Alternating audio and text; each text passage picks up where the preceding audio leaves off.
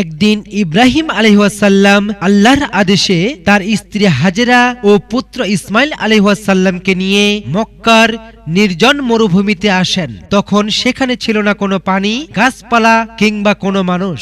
আল্লাহর নির্দেশে তিনি তাদের সেখানে রেখে চলে যান। কিছুদিন পর হাজেরা আলাইহিসসালাম এর সঙ্গে থাকা পানি ও খাবার ফুরিয়ে যায়। ইসমাইল আলাইহিসসালাম তখন তৃষ্ণায় কাঁদতে থাকে। হাজেরা আলাইহিসসালাম চারিদিকে তাকিয়ে পানি খুঁজতে থাকেন। তিনি এক পাহাড় থেকে অন্য পাহাড়ের দিকে ছুটতে থাকেন। সাফা থেকে মারওয়ায় তিনি 7 বার দৌড়ালেন, কিন্তু কোনো পানি পেলেন না। তখন আল্লাহর রহমতে এক অলৌকিক ঘটনা ঘটে। ইসমাইল আলাইহিসসালাম তখন পায়ের গোড়ালি দিয়ে মাটিতে আঘাত করছিল, আর সেই জায়গা থেকেই বের হতে শুরু করলো পানির ধারা। আর এই পানি আজকের বিখ্যাত জমজম কূপের পানি। এই কূপের পানি আজও অবিরতভাবে প্রবাহিত হচ্ছে এবং হজ ও উমরাহ পালনকারীরা সেখান থেকেই পানি পান করে আসছে।